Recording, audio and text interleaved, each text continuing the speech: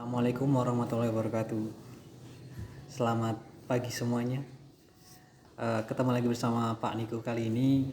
Dalam kesempatan kali ini Pak Niko akan membahas tentang ciri-ciri makhluk hidup. Oke, bisa dilihat ya di slideshow kali ini. Sebenarnya materi ini adalah lanjutan dari materi kalian waktu SD dulu tentang bagaimana caranya kita mengidentifikasi makhluk hidup. Kita bisa melihat dari fenomena-fenomena yang terjadi di sekitar kita. Nah, oke, kita akan bahas lebih lanjut.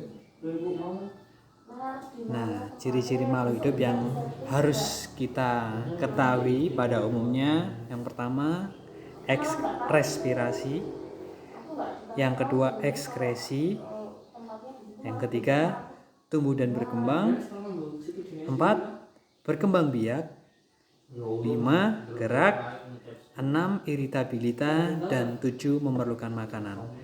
Nah, yuk kita pelajari lebih detail tentang 7 ciri-ciri makhluk hidup ini. Oke, yang pertama tentang respirasi. Kita sering sekali mendengarkan kata respirasi, bahkan sering juga kita dengar bernafas sama dengan respirasi. Padahal sebenarnya respirasi itu bukan bernafas, tetapi respirasi adalah proses pembentukan energi. Jadi sebenarnya bernafas itu adalah sedang membentuk energi. Jadi respirasi adalah proses pemecahan makanan sehingga dihasilkan energi. Nah, pada umumnya makhluk hidup mengambil oksigen. Nah, ini oksigen inilah yang merupakan bahan bakar utama untuk pembentukan energi, sehingga terkadang kita menyebut bernafas itu respirasi. Oke ya. Kemudian dari proses respirasi ini kita akan mendapatkan yang namanya energi, kemudian juga zat sisa. Contohnya uap air, kemudian CO2, kemudian zat sisa yang harus dikeluarkan seperti feses dan lain sebagainya.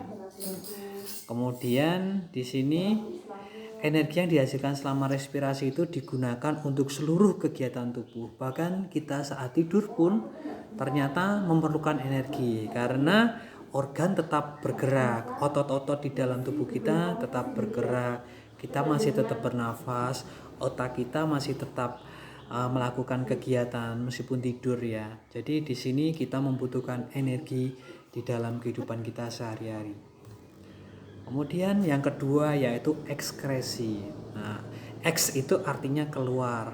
Sedangkan sistem ekskresi ini merupakan proses pengeluaran zat sisa keluar tubuh kita, tentunya melalui organ ekskresi. Sebagaimana kita ketahui, organ ekskresi itu ada 4. Apa aja? Paru-paru, kulit, ginjal, dan hati. Oke, 4 ya. Dan prinsipnya ini mengeluarkan seluruh zat sisa. Metabolisme itu reaksi yang terjadi di seluruh tubuh kita. Oke, kemudian di sini ada defekasi. Defekasi itu sebenarnya hampir sama dengan ekskresi, cuman bedanya defekasi itu proses yang dikeluarkan ke seluruh keluar tubuh tetapi melalui anus. Jadi feses ya. Feses itu kotoran. Oke. Yang ketiga, tumbuh dan berkembang. Setiap makhluk hidup itu pasti akan memiliki ciri yang pertama awalnya kecil, lama-lama akan jadi besar. Itu tumbuh dan berkembang. Bedanya tumbuh sama berkembang, tumbuh itu secara fisik, berkembang itu kematangannya. Jadi Pak Niko dulu kecil jadi besar itu tumbuh. Tapi awalnya rambutnya hitam jadi putih itu berkembang. Jadi berkembang itu semakin dewasa. Oke, kalau tumbuhan contohnya batang yang bertambah panjang, muncul daun. Kalau manusia lahir dan berkembang dari bayi hingga dewasa. Nah, seperti yang barusan ya, tumbuh itu penambahan jumlah sel dan ukurannya atau irreversible. Maksudnya dia tidak akan bisa kembali lagi. Orang yang sudah besar dia nggak bisa kembali lagi menjadi kecil atau bayi lagi. Itu tumbuh. Oke, kalau berkembang jelas ya kematangan. Kalau tumbuhan muncul buah itu berkembang. Kemudian untuk prinsipnya tumbuh itu penambahan volumenya, sedangkan berkembang itu terbentuknya fungsi baru atau organ baru. Oke.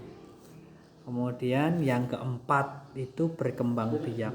Berkembang biak itu seperti apa? Nah, nama lainnya reproduksi. Jadi akan meneruskan keturunan. Kalau dari gambar ini kita bisa melihat hydra bersel satu. Kalau manusia bersel banyak atau multiseluler.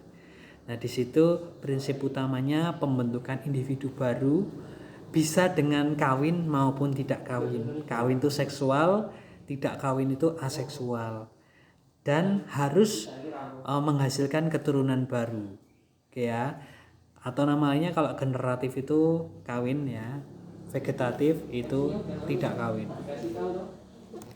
Nah, di sini tambahan yang kelima itu adalah makhluk hidup pasti bergerak. Jadi semua organisme itu pasti bergerak, tetapi belum tentu setiap organisme mampu berpindah tempat ya. Contoh tumbuhan dia bergerak tapi dia tidak berpindah tempat, tetapi dia melakukan gerakan-gerakan khusus tumbuhan. Seperti contohnya membuka menutupnya daun, membuka menutupnya bunga. Kemudian ketika akar menuju ke bumi itu contoh gerakannya. Manusia dan hewan jelas bergerak. Hewan bersel satu jelas bergerak. Dan tiap mereka atau tiap makhluk itu memiliki alat gerak yang berbeda-beda. Contoh yang bersel satu, misalnya Euglena dia menggunakan flagel, Ciliata menggunakan bulu getar dan lain sebagainya. Oke, kemudian yang keenam yaitu iritabilitas atau peka terhadap rangsang. Setiap makhluk hidup pasti akan memiliki ciri peka terhadap rangsang. Minimal mereka bisa, misalnya hewan melirikkan mata, kemudian berlari. Kalau kucing menaikkan ekornya atau bulunya jegrak bahasa Jawa. Atau juga manusia yang terkena panas, nah dia akan langsung teriak. Itu salah satu peka terhadap rangsangnya. Jadi di sini sangat dipengaruhi oleh lingkungan.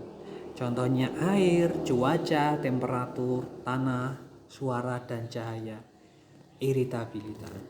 Dan sebagai contohnya di sini Mimosa pudica atau putri malu ketika disentuh dia akan menutup. Nah, dia peka terhadap rangsang, dia melakukan sebuah gerakan namanya gerakan tikmotropisme atau seismonasti ya, karena rangsangan sentuhan. Oke. Nah, ini contoh gerak pada tumbuhan. Ada esionom dari luar, endonom dari dalam, hygroscopis karena pengaruh kelembaban. Kompleks itu banyak gerakan jadi satu. Seperti itu.